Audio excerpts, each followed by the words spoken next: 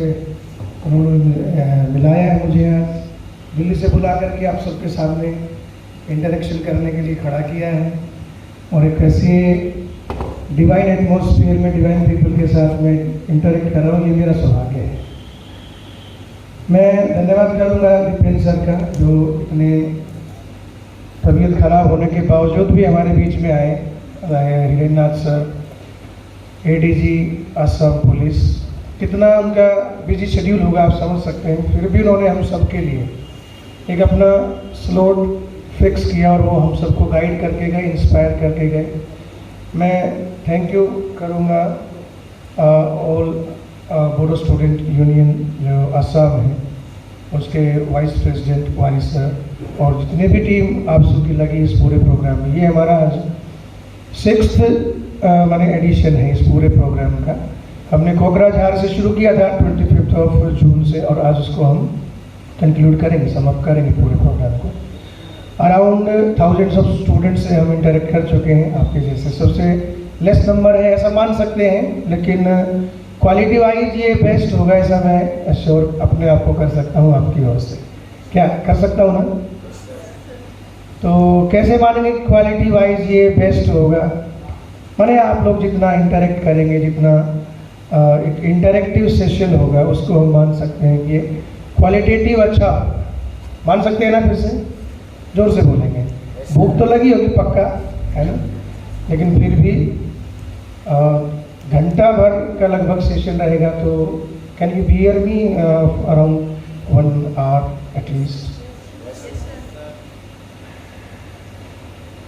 तो ध्यान में जैसे आया है कि बोडोलैंड की कुछ पीटीआर की कुछ स्पेशलिटी पता लगी है, कुछ कमियां ध्यान में आई हैं जो हम सब स्टूडेंट्स फेस कर रहे हैं, जो इंफ्रास्ट्रक्चर को लेकर के, एजुकेशन क्वालिटी को लेकर के, मीडियम को लेकर के बहुत सारे क्वेश्चंस हैं। तो आपने 3 इडियट फिल्म देखी होगी, उसमें जब वो डीन आते हैं, क्या नाम है उसका? डीन है ना 3 इडियट में, जो वेलकम करता है सब स्टूडेंट्स को, क्या नाम है उसका? वायरस। तो मैं भी वो वायरस जैसा ही खड़ा हुआ था आपके सामने। क्या वायरस ही होना? नहीं, पक्का होता सही से वैसा नहीं। ठीक है, तो एक तरीका तो ये है कि मैं वायरस की तरह अपनी स्पीच दूँ, आप ताली बजाएं और चले जाएं। कितना अच्छा है ना? आपको कोई कष्ट है ना मुझे कोई कष्ट है। आपने सुना है मुझे, भले ही समझ में ना आया हो, क्योंकि आपको बुलाया है, आपको बैठना है, और मुझे बुलाया है दिल्ली से तो मुझे बोलना ही है। तो दोनों की बात बन गई कि मेरा कोरम पूरा, आपका लंच पक्का। तो ये तरीका ठीक है क्या? लेकिन और भी एक तरीका हो सकता है कि कुछ क्वेरीज आपकी, जैसे अभी 2 क्वेरीज आई, लेकिन जो एग्जिस्टिंग पैटर्न है, कुछ चीज़ें हम इंटरेक्टिव करते जाएं तो धीरे धीरे विषय आगे बढ़ेगा और हम अपना सेशन बहुत फ्रूटफुली समाप्त करेंगे। और आपकी जो अटेंटिवनेस है वो 100% यहाँ पर हो सकती है यदि हम दोनों का एक 2 वे डिस्कशन होता है या इंटरेक्शन होता है। तो अब उसमें ये मत सोचना कि मुझे बोरो ही बोलना आता है, बोलिए, है ना, वो ट्रांसलेटर। अभी आप लोगों ने बताया ना कि यूपीएससी में बोरो का क्या है साहब, तो इंटरव्यू भी बोरो लैंग्वेज में दे सकते हो, कोई दिक्कत नहीं, कोई हर्डल नहीं है। पूरा मेंस बोरो में लिख सकते हो, उसमें भी दिक्कत नहीं है। तो आप लोग बोलिए बोरो में, खुल करके बोलिए, जो जिस भाषा में बोल सकता है उसमें बोलिए। ट्रांसलेटर यहाँ अवेलेबल है, वो मुझे बताएंगे, मैं आपको बताऊँगा, ठीक है? जिसको हिंदी समझ में नहीं आती वो बोरो या जो भी आपकी लैंग्वेज है, असमीज में तो मैं भी बता सकता हूँ आपको, थोड़ा बहुत बोल लेता हूँ, कम्युनिकेट तो कर सकता हूँ। लेकिन बोरो बोलने में तो फिर जैसे 2 सेंटेंस मैंने बोले, उससे आगे मेरा भी ज्ञान, ठीक है ना? तो अभी तक हमने अपने लाइफ का गोल सेट किया है कि हाँ, हमें यूपीएससी या सीएससी या एपीएससी का एग्जाम देना है। ऐसे कितने स्टूडेंट्स हैं?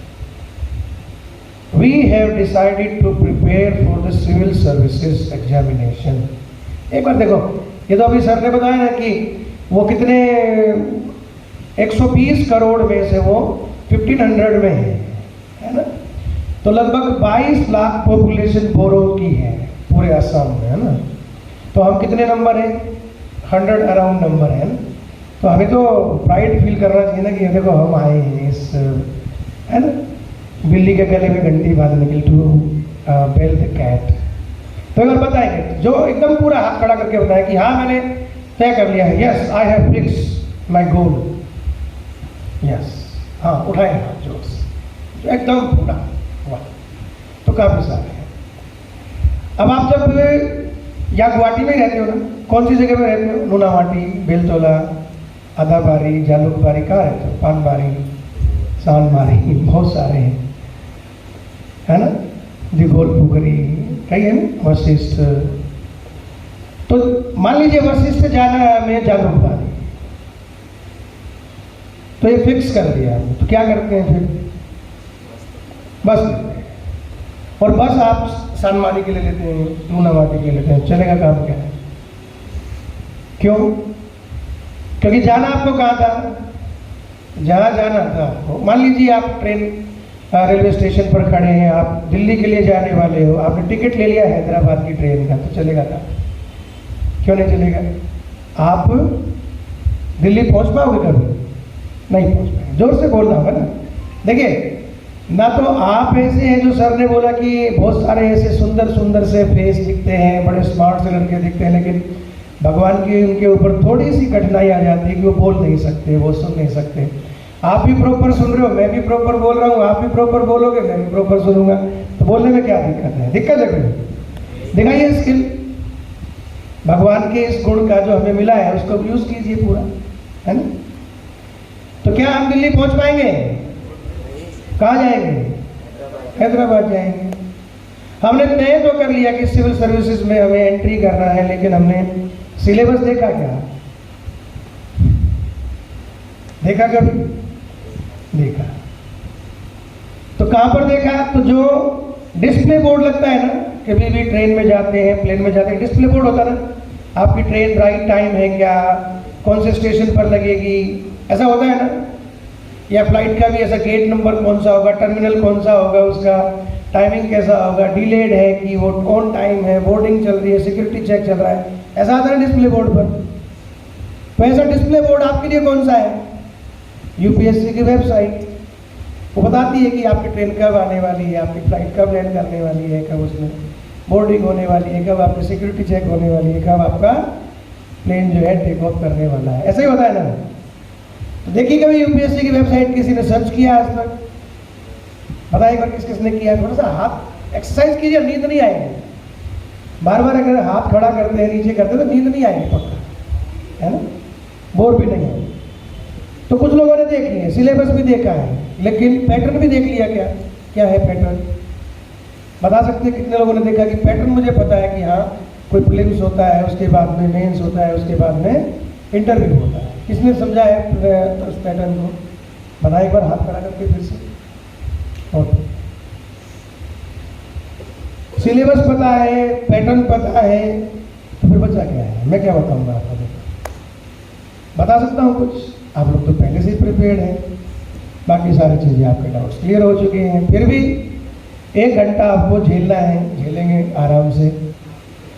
तो कुछ चीज़ें, बहुत सारे ऐसे स्टूडेंट्स भी हैं जो जिन्होंने पैटर्न भी नहीं देखा है, जिन्होंने जो है वो वेबसाइट भी चेक नहीं की है, जिन्होंने अभी डेस्टिनेशन भी अपना सेट नहीं किया, मतलब गोल भी अभी उनका यूपीएससी या सीएससी नहीं बना है। तो ये सारी बातें हम धीरे धीरे जानेंगे, समझेंगे, एक एक करके उसको एड्रेस करेंगे। लेकिन उसके पहले मैं जानना चाहता हूँ कि आप लोगों ने जो रजिस्टर किया था, तो आपने रजिस्ट्रेशन खुद किया था या पेरेंट्स ने करवाया था?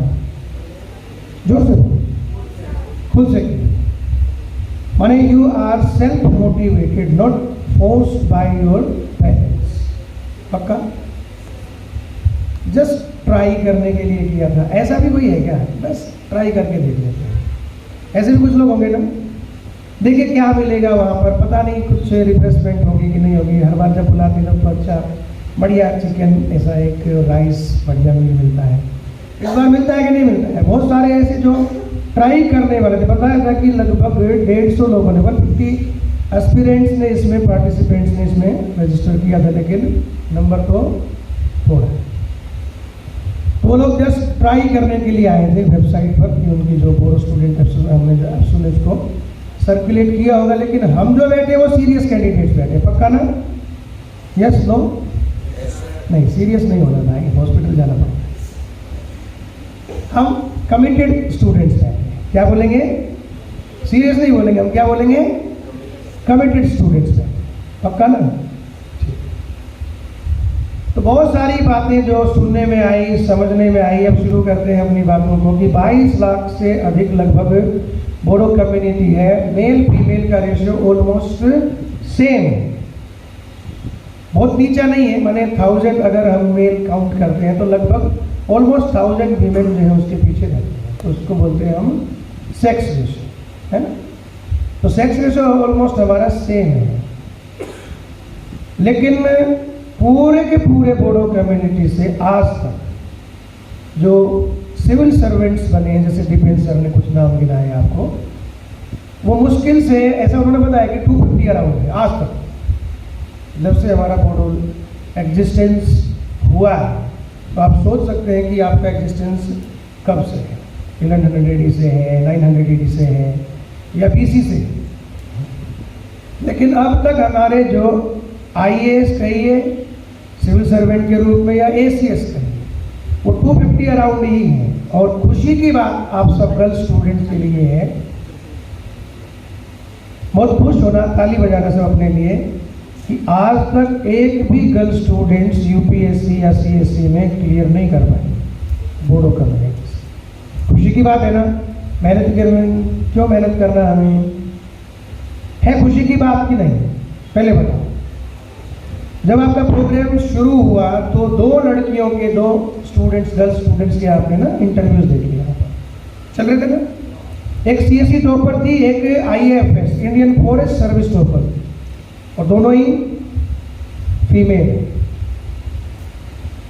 एक बैच ऐसा भी आया कि एक हैंडीकैप लड़की है, दिव्यांग बोलते हैं हम उसको, ईरा सिंघल, उसने टॉप किया। तो हम सब 22 लाख अगर पॉपुलेशन, 22 लाख बोडो पॉपुलेशन है, तो अराउंड 10 लाख गर्ल्स माने फीमेल है। तो हमारी कोई ड्यूटी बनती है कि नहीं बनती अपने एंसेस्टर्स को लेकर के, कमिटमेंट के बारे में भी बात करें तो can't we have such commitment to felicitate or tribute our ancestors, those who had sacrificed their lives for the sake of us all? कोई ड्यूटी बनती है कि नहीं बनती है? Honourable Bodofa 1135 martyrs, a 9-year-old, just 9-year-old, the first martyr of Bodoland.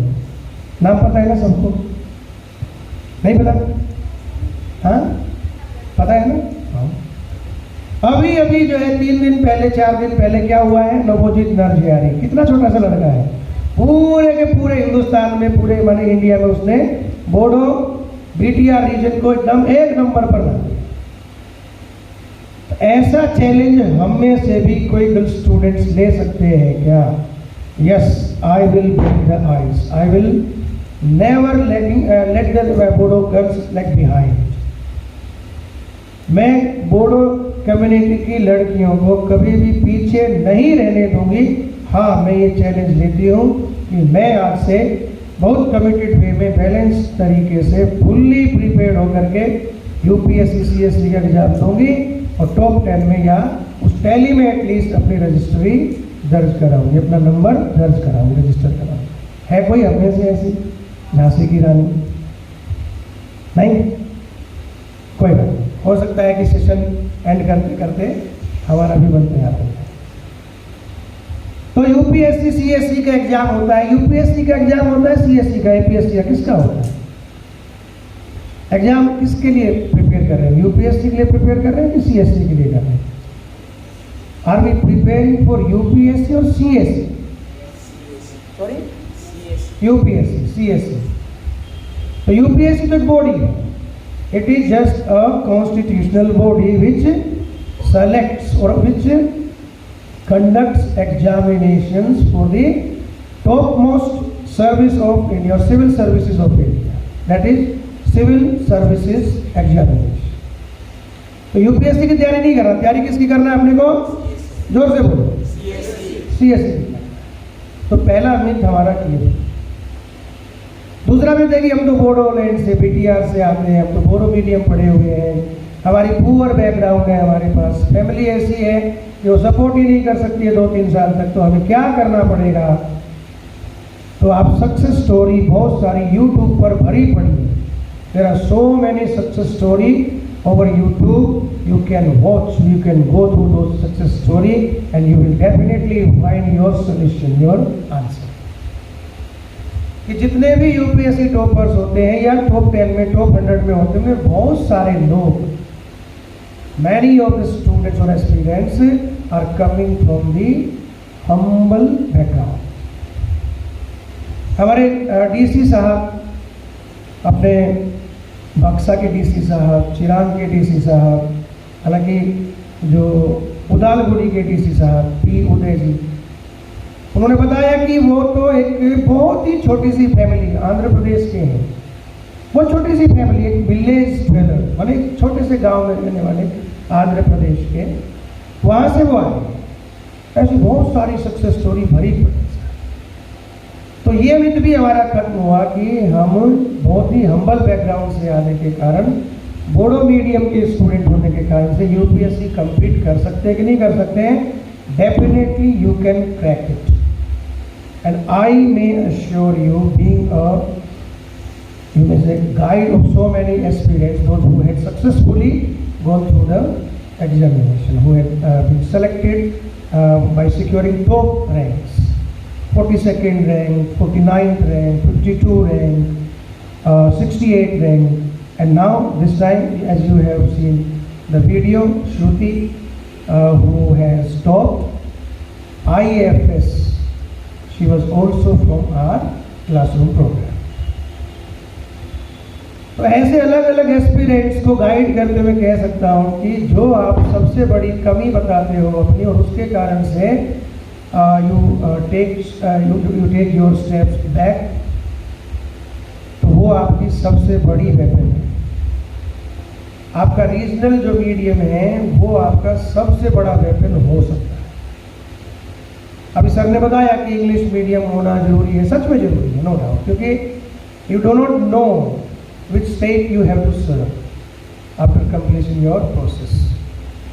ये हो सकता है कि आप असमीज बोलने वाले हैं, बोरो बोलने वाले, लेकिन आपको आंध्र प्रदेश का अगर मिल गया तो लिंगुआ फ्रैंका आपकी क्या होगी? असमीज नहीं हो सकती, बोरो नहीं हो सकती। तो हो सकता है कि इंग्लिश आपको हेल्प करे, हो सकता है कि एक अच्छा इंप्रेशन देने के लिए आपको, एक अच्छा मंच देने के लिए आपको इंग्लिश की आवश्यकता पड़ती है। लेकिन अभी आपने कोकराझार के एसपी जो अपने प्रदीप दुबे जी है, उनका सुना था ना, इसमें चल रहा था ना एड्रेस, उन्होंने जो वो लगभग 20 to 25 मिनट्स उन्होंने अपना टाइम उसमें स्पेंड किया था, एड्रेस किया था स्टूडेंट्स को हमारे। उन्होंने बताया कि वो इंग्लिश मीडियम उन्होंने थ्रू आउट पढ़ाई की है अपनी, लेकिन जब यूपीएससी के लिए उन्होंने प्रिपेयर करना शुरू किया तो उन्होंने मराठी मीडियम को ऑप्ट किया। तो मराठी मीडियम को ऑप्ट करने का मतलब है कि उनको इंटरव्यू भी मराठी में ही देना था।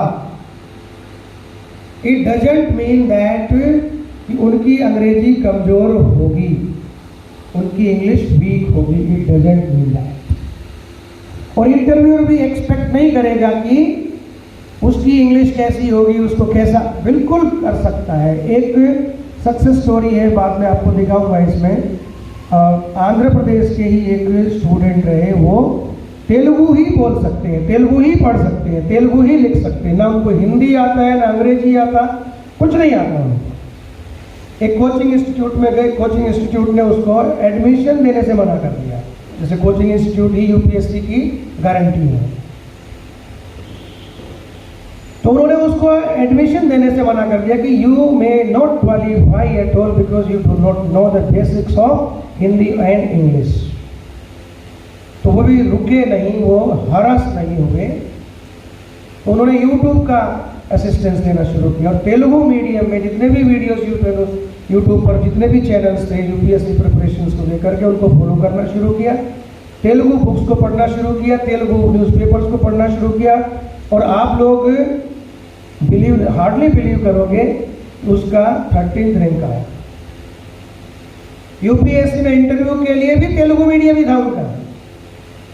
एक माने इंटरप्रेटर मिलता है, एक ट्रांसलेटर मिलता है, वो आपकी जो आप बोलते हो वो आपके इंटरव्यूअर को बताता है, जो इंटरव्यूअर आपसे पूछते हैं वो आपको बताता है, फिर वो इंटरव्यू चलता है आपका। तो कोई हर्डल आपकी सक्सेस के बीच में नहीं हो सकता, ना आपकी बैकग्राउंड, ना आपकी पॉवर्टी, या कि आप लोग तो अल्टीमेटली सबसे माने बीटीआर रीजन के तो सबसे अच्छे वेल टू डू फैमिली से बिलोंग करने वाले हैं आप लोग, तो आपके लिए तो वो एक हम्बल बैकग्राउंड का इश्यू ही नहीं है कहीं। लेकिन फिर भी जिसका है भी उसके लिए भी ये कोई रेस्ट्रिक्शंस नहीं है, कोई एक बार नहीं। तो ये भी हमारा एक मिसकंसेप्शन वाला मिथ जो है वो सोल्व होना चाहिए। फिर जैसे आता है कि भाई क्या हम तैयारी करना शुरू करें, if we have to start the preparation, so what should we do.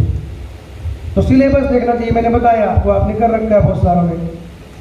तो यूपीएससी की स्कीम देखना चाहिए, बहुत सारे लोगों ने उसको एड्रेस पहले से ही कर रखा है। लेकिन फिर भी जिन्होंने नहीं किया है या आपका भी रिवाइज हो जाएगा, उसके लिए हम थोड़ा सा ध्यान करेंगे कि क्या क्या स्टेप्स है, क्या सिलेबस है, क्या उसकी स्कीम्स है, कौन कौन सी सर्विसेज है जिसके लिए हमें प्रिपेयर करना है, फिर उसके लिए क्या डूज एंड डोंट्स हैं, फिर हम उसको धीरे धीरे ट्राई करते आगे बढ़ेंगे। तो हमने देखा कि हमारे सामने एक स्लाइड भी लगी है, एक पीपीटी साथ साथ चलता रहेगा। पीपीटी में जो सबसे पहला पेज है वो यूपीएससी सीएससी का, वो हमने क्लियर कर लिया। We have clear that concept that we are not preparing for UPSC, we are preparing for CSC, but the exam will be conducted by the UPSC only. जब हम civil service कहते हैं तो सिविल सर्विस में बोलते हैं कि IAS, we are preparing for IAS. लेकिन सबको तो आईएएस नहीं मिल सकता, आईएएस की पोस्ट तो लिमिटेड ही रहेंगी पूरे कंट्री भर में। कभी 70 आती हैं, कभी 40 आती हैं, कभी 100 आती हैं, कभी 20 आती हैं, according to the needs of the time they will vary. तो उसमें भी कुछ अलग अलग ऐसी कैटेगरीज हैं, अलग अलग ऐसी पोस्ट्स हैं जो इस पूरे के पूरे प्रोसेस में वो इंक्लूड की जाती हैं। Around 29 posts, around 29। उसके भी हम कैटेगराइज करते हैं तो वो 3 कैटेगरीज में हम उसको डिवाइड कर सकते हैं। एक ऑल इंडिया सर्विसेज होती हैं, दूसरी सेंट्रल सर्विसेज होती हैं, तीसरी बी ग्रुप सर्विसेज होती है। एग्जाम एक ही होता है, सीएससी एग्जाम। हाँ, कुछ समय पहले तक 2 ऐसे इसमें ऑप्शन है, 3 ऑप्शन है उसमें। एक इंडियन एडमिनिस्ट्रेटिव सर्विस जिसको हमने आईएएस कहा, दूसरा आईपीएस इंडियन पुलिस सर्विस, तीसरा आईएफएस। तो ये फॉरेन सर्विस नहीं जिसमें हम एब्रोड जाते हैं, ये सर्विस है forest service, Indian forest service. So these services are the cadre based services. इसमें कैडर अलॉट होते हैं। पहले इंडिविजुअल स्टेट को कैडर के रूप में हम चूज करते थे, अब रीजन एक ग्रुप आता है, ग्रुप्स ऑफ स्टेट्स बना करके एक रीजन बनाए हैं, उन रीजन को हमें चूज करना पड़ता है, फिर उसमें हमें प्रेफरेंसेस देनी पड़ती हैं।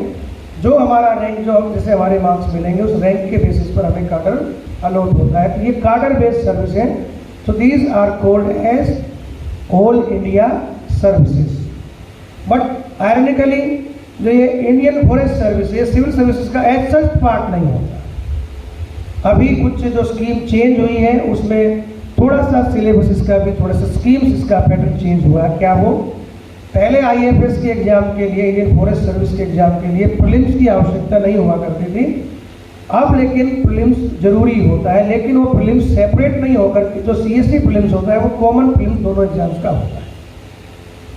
माने एक एग्जाम की 2 मेरिट बनती हैं। जो स्टूडेंट एलिजिबल है, माने जो साइंस ग्रेजुएट हैं, ऑप्ट करते हैं दोनों एग्जाम के लिए, तो फिर उनकी 2 अलग अलग मेरिट बनती हैं। एक में सीएससी के लिए वो एलिजिबल होता है, दूसरे में वो आईएफएस के लिए, और दोनों में भी हो सकते हैं कि वो सीएससी और आईएफएस दोनों के लिए भी एलिजिबल हो सकते हैं। जो दोनों के लिए होंगे वो दोनों के मेंस लिख सकते हैं, दोनों के इंटरव्यू फेस कर सकते हैं, दोनों के लिए सेलेक्ट हो सकते हैं। जैसे जो हमारी जो बीकन की टॉपर है, मतलब जो आईएफएस की टॉपर है बीकन से स्टूडेंट, उसने दोनों ही ऑप्ट किए, दोनों में ही सिलेक्शन हुआ। आईपीएस मिला उसको, मतलब आईपीएस मिलेगा क्योंकि उसने सीएसई में 196 रैंक सिक्योर किया है और आईएफएस में तो टॉपर है।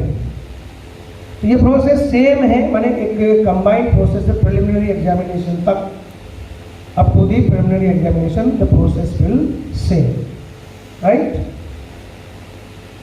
लेकिन मेंस में वो थोड़ा सा डिफरेंस आ जाता है, उसके जो एग्जाम स्कीम है वो भी डिफरेंट आती है और जो उसके मार्क्स हैं वो भी डिफरेंट आते हैं।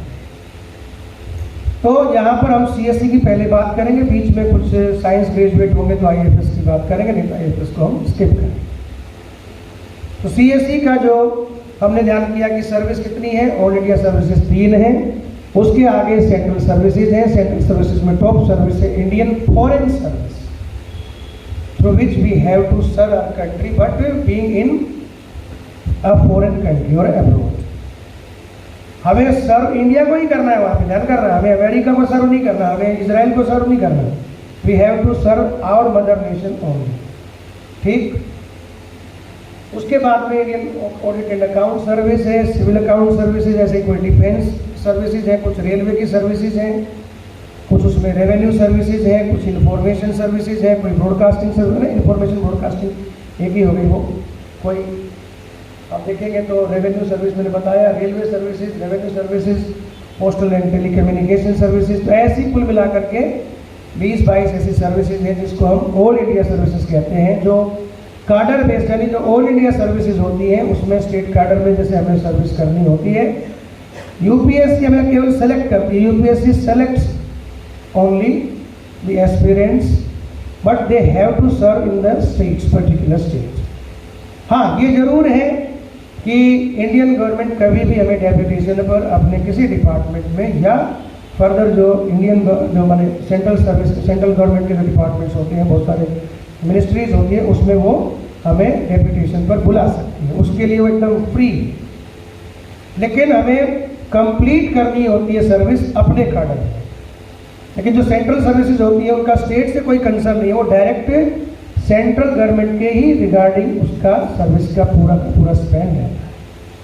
सर्किल्स उसके अलॉट होते हैं, उस सर्किल से वो पूरे के पूरे अपने लाइफ स्पैन, मतलब अपने जो सर्विस स्पैन को पूरा करें। सर ने बता ही दिया कि एक हेल्दी अमाउंट होता है सैलरी में, एक अच्छे अलाउंसेस होते हैं, बहुत सारे आपके मतलब जितने भी आपकी रिक्वायरमेंट्स हैं सब गवर्नमेंट फुलफिल करती है, ड्राइवर से लेकर के आपके गनर्स, आपके गार्डनर, आपके सर्वेंट्स, आपके धोबी, सब कुछ की जो केयर करती है वो आपकी गवर्नमेंट करती है। इवन आपका जो बीमारी का बीमा, सब आपका इलाज सब फ्री ऑफ कॉस्ट। इतनी ज़्यादा आपको सुविधा मिलती है कि आप आसानी से अपनी लाइफ को जी सकते हैं। तो आपसे पूछे कोई कि आप क्यों जाना चाहते हैं सिविल सर्विसेज में, इंटरव्यू का बहुत प्रोमिनेंट क्वेश्चन है।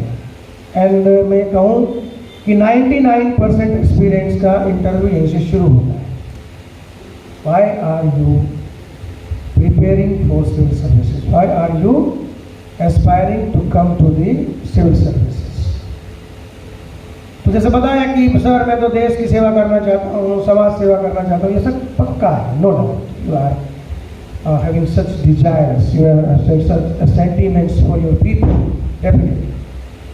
लेकिन सबसे पहले सर ने बताया practical answer, sir I am a jobless person, I am unemployed, I have to make my life secure by getting such reputed, top most, respectable job which can give me job security, good social status, a recognition and a powerful status as well। तो हो गया ना answer complete. सबसे पहले आपकी जो employment की problem है उसको एड्रेस करेंगे तब तो आगे आएगा ना। हाइपोथेटिकल कुछ नहीं चाहिए उसमें, सुपरफिशियल कुछ नहीं चाहिए, जो भी है जेन्युइन चाहिए। क्योंकि इंटरव्यू कितनी देर चलेगा, 18 to 20 मिनट्स। उसमें आपकी जेन्युइनिटी चेक करना चाहते हैं। एथिक्स का उन्होंने भैया ने पूछा, इस सेशन के बाद में कुछ पर्सनल इंटरेक्शन करेंगे तो फिर उसको एड्रेस करेंगे। तो एथिकली आपको बहुत साउंड होना चाहिए, ऐसा वो एक्सपेक्ट करते हैं। तो हमारी ध्यान में आया कि हमारे पास में दो ऑप्शन आ गए, एक ऑल इंडिया सर्विसेज का, एक सेंट्रल सर्विसेज का, लेकिन फिर भी कहीं नहीं मिला तो ना हमारा रैंक ऑल इंडिया सर्विसेज के लिए है, ना हमारा रैंक जो है वो सेंट्रल सर्विसेज के लिए, तो हम तो बेकार में ही तैयारी कर रहे थे। तो ग्रुप बी सर्विसेज भी है जो लोवेस्ट रैंक पर भी मिल सकते हैं। तो Delhi Andaman Nicobar civil services, police services and Pondicherry police services, ये सब यूपीएससी ही कंडक्ट करती है। उस ग्रुप बी सर्विसेज में हमें ये सर्विस अलॉट होती है according to our ranks, according to our NDO. ठीक, तो पहली बात हमें क्लियर हो गई कि यूपीएससी की एससी की तैयारी करना है तो हमें कौन कौन सी सर्विसेज मिल सकती हैं। If we have to go to Delhi by train, तो कौन कौन से स्टेशन हमारे पड़ने वाले हैं, कौन कौन से स्टेशन पर हमें कौन सा फल मिलेगा, कौन सा समोसा मिलेगा, कि एग रोल मिलेगा, कि क्या मिलेगा, सारी जानकारी हमें अब हो गई। ठीक, so now we can choose which destination I have to go। ठीक है ना, कर सकते हैं। हमें KFC जाना है कि बरिस्ता जाना है कि लोकल में ही जाना है ना। तो सारे ऑप्शन हमारे सामने अब आ गए। मैं एक बार पूछना चाहता हूँ कि जो मैं बोल रहा हूँ आपको समझ में आ रहा है ठीक से, हिंदी वाइज नहीं, जो मैं आपको समझाना चाह रहा हूँ समझ में आ रहा है कि नहीं? सुनना तो ठीक है, लेकिन समझ में भी आ रहा है कि नहीं आ रहा? Are you still alive? पक्का? तो मुस्कुराते रहना चाहिए। तो कब आपका शेड्यूल आएगा, आपका डिस्प्ले चार्ट क्या बोलता है, ट्रेन कितने बजे आएगी, कितने बजे जाएगी, ऐसा होगा ना उसमें, लेट है या टाइम से है, बोर्डिंग प्लेन में कब शुरू होगी, सिक्योरिटी चेक कब होगा, तो वो है आपका डिज़ाइन है कि कब आपका नोटिफिकेशन आएगा। तो जनवरी या फरवरी में आएगा, मोस्टली फरवरी में आता है, मोस्टली फरवरी में आता है। लास्ट डेट भी फरवरी, 20 डे अराउंड उसका स्पेन मिलता है आपको फॉर्म फिलअप करना पड़ता है। पहले हमारे समय में ऑफलाइन हुआ करता था, माने फिजिकली उसको जमा करना पड़ता था। आज सुविधा है कि आपको ऑनलाइन उसको रजिस्टर करना है।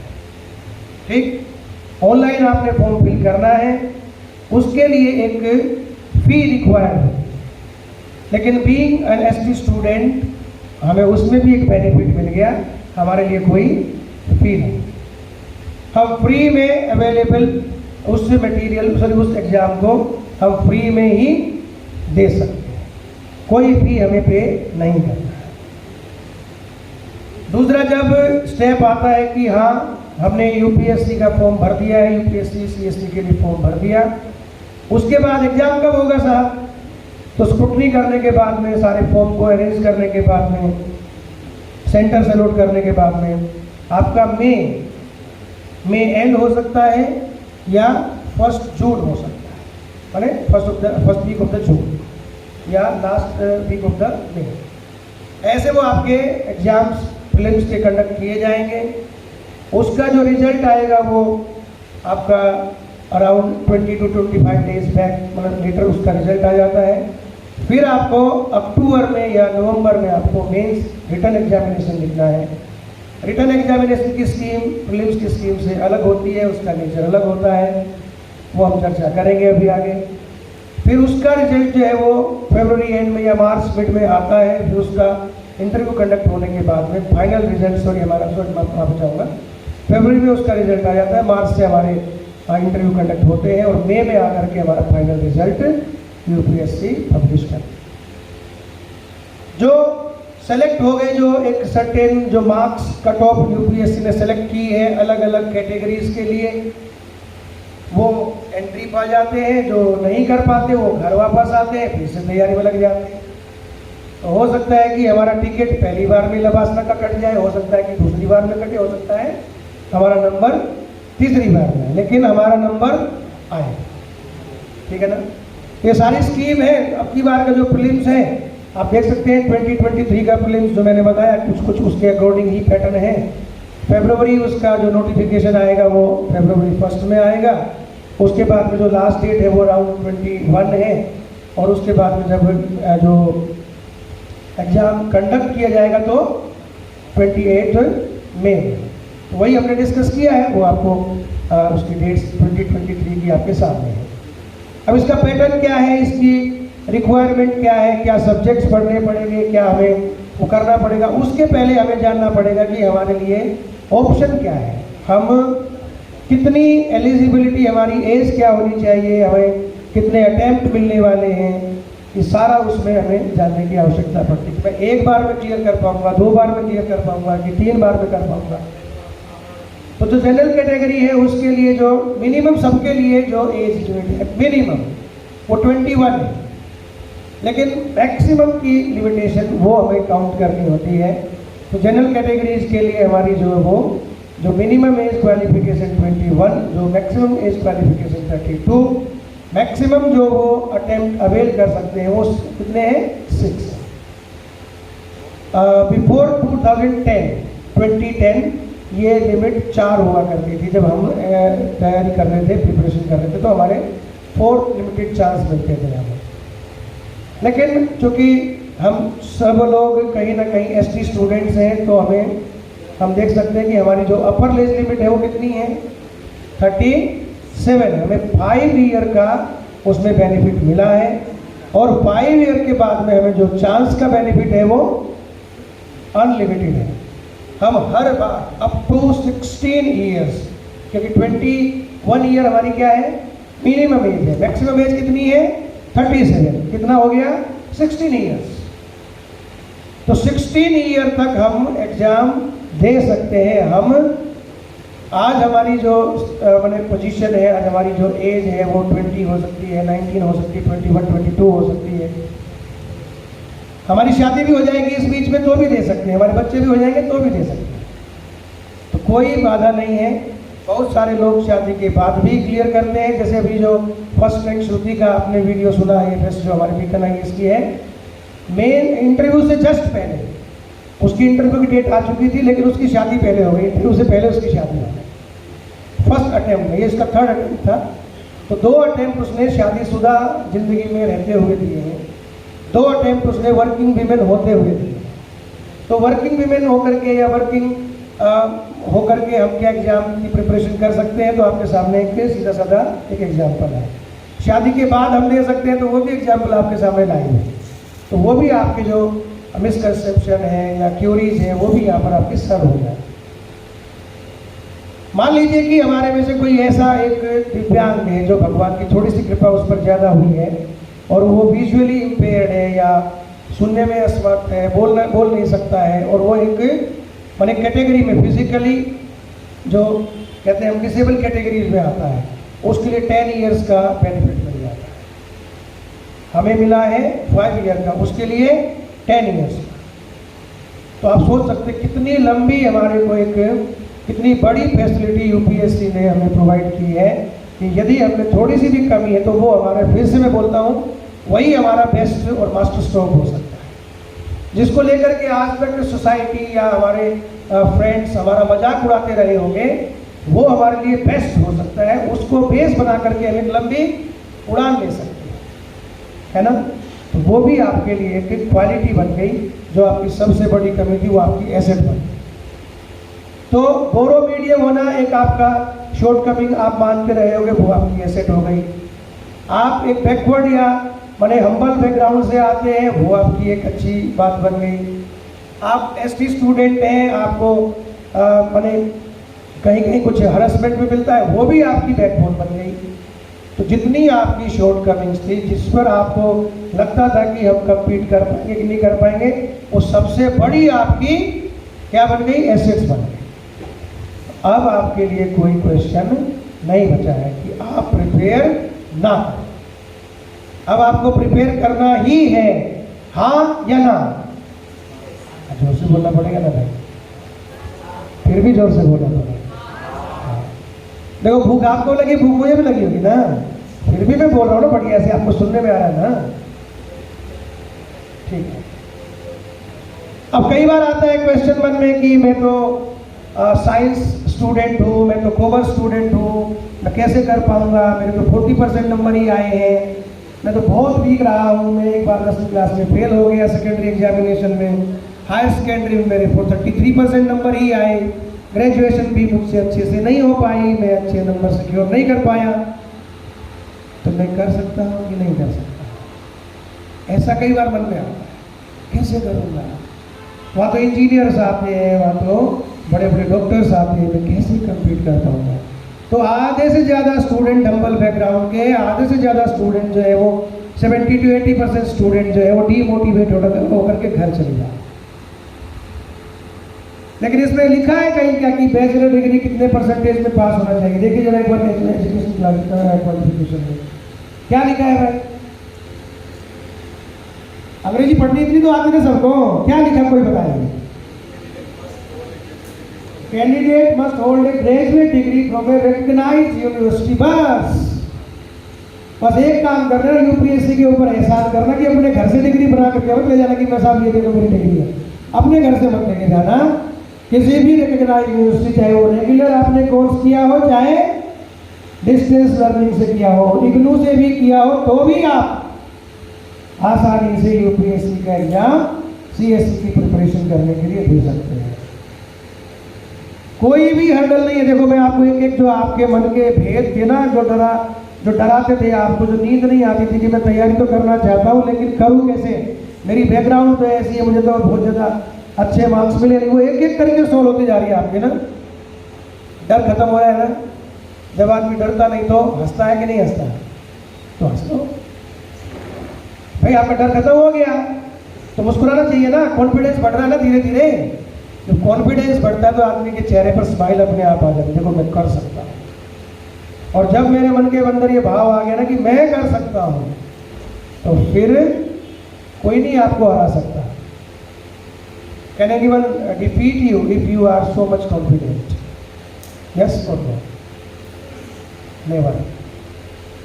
अब प्लान क्या है? तो प्लान हमारे 3 सेशन है, इसमें 3 स्टेजेस हैं। एक हम उसको बोलते हैं प्रिलिमिनरी, एक बोलते हैं मेंस, दूसरा बोलते हैं इंटरव्यू। तो जो प्रिलिमिनरी राउंड है वो हम जो एलिमिनेशन राउंड बोलते हैं इसको। क्या बोलते हैं इसको? क्यों एलिमिनेट करना? सोच के देखो आप, एलिमिनेट क्यों करना? जैसे मैंने पूछा आपसे कि आप लोगों को किसने भेजा, आपके मम्मी पापा ने भेजा? बोले नहीं भेजा। आपको लंच का लोभ दे करके बुलाया? वो भी नहीं बुलाया। आप सेल्फ मोटिवेटेड होकर के आए।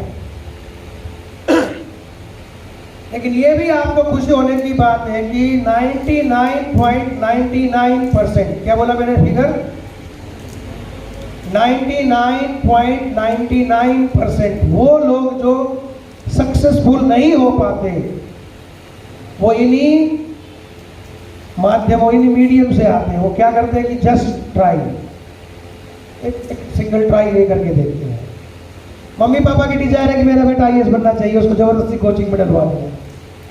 कोई गर्लफ्रेंड ने फोर्स किया कि देखो मैं प्रिपरेशन कर रही हूँ, तुम भी करो, नहीं तो शादी नहीं करूंगी, तुम्हारे साथ पार्टी डेटिंग पे नहीं जाऊंगी। कोई बॉयफ्रेंड ने गर्लफ्रेंड को बोला देखो मैं तुमसे शादी तब करूंगा जब साथ साथ प्रिपेयर करेंगे, दोनों एक साथ बनेंगे। तो ऐसे भी लोग प्रिपरेशन शुरू करते हैं। And we are so fortunate that we are not that person. We are committed, we are motivated ourselves. उसमें भी हम उनसे आगे हैं। इसीलिए आपको जानकर के हैरानी होगी कि सर ने बताया कि 4 से 5 लाख लोग अपीयर करते हैं। मैं बोलता हूँ कि नंबर दुगना है। 10 lakhs people, 10 lakhs aspirants appear करते हैं प्रीलिम्स एग्जामिनेशन में। अराउंड 12 to 13 to 14 lakhs जो है वो फॉर्म फिल होते हैं। और अपीयर करते हैं कितना? 10 lakhs अराउंड। और सिलेक्शन कितना होता है? जितनी पोस्ट, कई बार 800 800 हो सकती है, कई बार 1200 हो सकती है। तो नॉन कमिटेड पर्सन्स फेल करते हैं। जो कमिटेड है, ऑर्गेनाइज्ड है, बैलेंस्ड है, एकदम आर्टिकुलेटेड है, सिस्टमैटिक उनकी अप्रोच है, वो 1000 में आ जाते हैं। और उनको पहली बार में, दूसरी बार में, नहीं तो 10वीं बार में। हमारी इसमें सक्सेस स्टोरी है। एक ब्लाइंड पर्सन है, विजुअली डिसेबल है वो। उन्होंने 9th अटेम्प्ट में अपना यूपीएससी क्लियर किया, आईएएस बने 9th अटेम्प्ट में। सोच के देखो, विजुअली इम्पेयर्ड जो पर्सन है, कितना हरासमेंट सोसाइटी ने दिया होगा उसको, कितनी डीमोटिवेशन उसको मिली होगी, लेकिन तो भी उसने अपने कमिटमेंट से एक कदम भी पीछे बैक नहीं किया अपना, और वो लगा। और 9th अटेम्प्ट में उसको आईएएस प्रॉपर दिया। ठीक है। यूपीएससी की जो स्कीम में प्रीलिम्स आया, प्रीलिम्स के जो 2 क्वेश्चन पेपर आएंगे आपके सामने, एक जनरल स्टडीज रहेगा, दूसरा सी सेट रहेगा। जनरल स्टडीज में 100 क्वेश्चंस होंगे, ऑब्जेक्टिव टाइप होंगे, 2 घंटे का उसका स्पैन, 2 आवर्स ड्यूरेशन आपके स्क्रीन पर सामने लगा है। तो नेचर कैसी है? ऑब्जेक्टिव है। ऑब्जेक्टिव माने आपको लिखा हुआ मिलेगा, आपके ऑप्शन आपको मिलेंगे, क्वेश्चन आपके सामने है, उसके ऑप्शन आपके सामने, आपको बस क्या करना है? चूज करना, लिखना नहीं कुछ उसके बारे में, केवल चूज करना। You have to opt the right answer, the best answer among the 4 options. तो जिस ऑप्शन को आप बेस्ट मानते हैं उस ऑप्शन के ए बी सी डी ऐसे 4 OMR सीट आपकी मिलती है, जिसमें आपको ब्लैक बॉल पॉइंट पेन से सर्किल को डार्क ब्लैक करना होता है। यदि आपने हाफ किया तो काउंट नहीं होगा, 2 किए तो काउंट नहीं होगी। तो एक क्वेश्चन पर आपको 2 मार्क्स अलाउड होते हैं, तो 200 मार्क्स का वो एग्जाम हो जाता है, क्योंकि 100 क्वेश्चंस है, 200 मार्क्स है, तो each question will carry 2 marks. लेकिन इतना खुश होने की जरूरत नहीं है आप लोगों को, क्योंकि आपने एक भी गलती की तो पनिशमेंट मिलेगा। जुमान जी वेलकम टू जंगल है, ऐसा कुछ है ना? क्या है उसका पूरा नाम? करते ना गेम प्ले करते हैं तो लाइफ लाइन मिलती है 3, और जैसे ही उसकी डेथ होती है तो एक लाइफ लाइन, आपकी भी लाइफ लाइन कम होती जाती है। KBC देखा ना, 4 लाइफ लाइन मिलती है, तो एक एक करके आप अवेल करते जाते, लाइफ लाइन आपकी कम होती जाती है। तो नेगेटिव मार्किंग होती है साहब, पनिशमेंट होगा, फ्री नहीं होगी। यहाँ पर SC ST OBC जनरल का कोई क्राइटेरिया आपको हेल्प नहीं करने वाला, क्योंकि उनको एलिमिनेट करना है आप लोगों को। तो 1/3 2 नंबर होगा राइट आंसर पर, 1/3 कटेगा आपका रॉन्ग आंसर। ठीक, जो आपने अटेम्प्ट नहीं किया उसको 0 मान करके कोई नंबर नहीं होगा, ना उसको काउंट करेगा वो, ना आपको उसका नंबर मिलेगा। जितने आपने सर्किल डार्क ब्लैक किए हैं उतने ही आपके आंसर काउंट होंगे।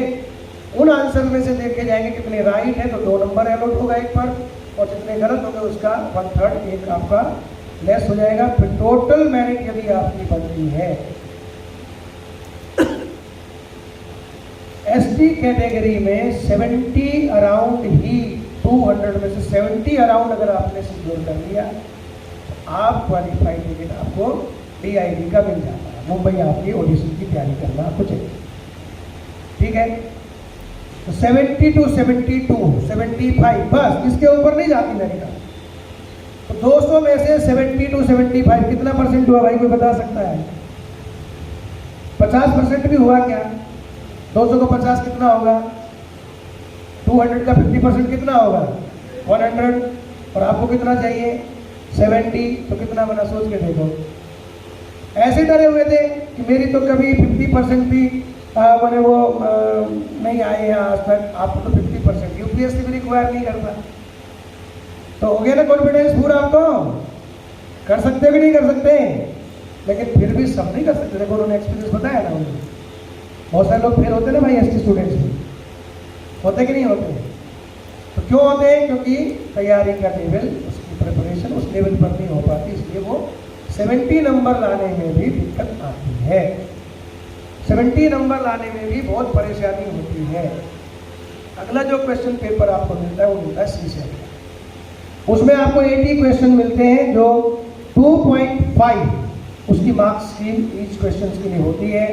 तो आपको 200 नंबर उसमें भी रहता है, उसमें भी आपको नेगेटिव मार्किंग है। उसका भी नेचर कैसा है?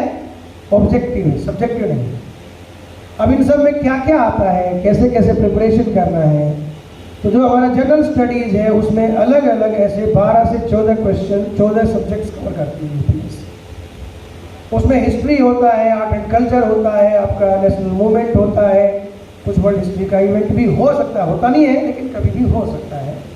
इंडिया आपका इंडिपेंडेंस भी हो सकता है, आपका इंडियन पॉलिटी हो सकता है, गवर्नेंस होता है, ज्योग्राफी होता है, geography world geography physical, world geography human geography, Indian geography physical, Indian geography regarding human geography of India, सब उसमें होता है। उसके साथ में इकोनॉमिक्स भी होता है, मतलब इंडियन इकोनॉमी, कुछ बेसिक टर्म्स इकोनॉमिक्स के और इंडियन इकोनॉमी का जो करंट सिनेरियो है, उसकी करंट जो स्पेसिफिकेशंस है वो, और साइंस के साथ में साइंस एंड टेक्नोलॉजी, साथ में माने ज्योग्राफी के साथ में एनवायरमेंट, इकोनॉमी, ये सारे के सारे सब्जेक्ट्स आपके इस पूरे के पूरे एग्जामिनेशन में आते हैं, जिसको हम जनरल स्टडीज पेपर कहते हैं। और इन सबके ऊपर जो सबसे ज़्यादा दिक्कत करने वाला है वो आता है आपको करंट अफेयर्स। करंट अफेयर्स में national, international, political, economic, science and technology related, आपके एनवायरमेंट इकोलॉजी रिलेटेड, आपके डिजास्टर मैनेजमेंट रिलेटेड, आपके माने कोई नोबेल पीस प्राइज है, कोई आपके साहित्य अकादमी प्राइज है, ऐसे बहुत सारे जो आपके प्राइजेज हैं, आपके फेमस पर्सनैलिटीज़ हैं, फेमस प्लेसेस हैं, कोई एंडेंजर्ड स्पीसीज है, सब मिला करके वो को प्राइज होता है। तो उसकी जो स्कीम है बहुत वास्ट है, पढ़ने का तरीका सिंपल है, उसमें कोई घबराहट नहीं। मान लीजिए कि इतने सारे सब्जेक्ट हमने ध्यान किए, आपको कितने अटेम्प्ट टोटल करने, मार्क्स कितने चाहिए आपको टोटल? 80 marks maximum. 80 मार्क्स यदि आपको मिल जाते हैं तो आप पहले दिन ही, जैसे ही आप एग्जामिनेशन हॉल्स के बाहर निकलते हैं, दोनों एग्जाम कंप्लीट करने के बाद में, you will be secure that you will definitely appear for the examination, for the mains examination. पहले दिन ही, at the moment as you are taking step forward from your examination home, तभी आप confident हो जाते हैं कि हाँ हमारा सिलेक्शन हो गया, हमने इसके लिए पक्का हमें टिकट मिल चुका है। 80 मार्क्स कुल, तो कितना क्वेश्चन बना आपका? 40 क्वेश्चन अटेम्प्ट करना है आपको सही से, लेकिन आप 10 क्वेश्चन गलत भी कर सकते हो। तो कितना ठीक होना चाहिए आपको? मतलब ऑलमोस्ट अटेम्प्ट करना चाहिए आपको 60 क्वेश्चन। 70 क्वेश्चन आपको केवल अटेम्प्ट करना है। अगर आपने तैयारी ठीक से की हो तो, if you have prepared yourself very much well,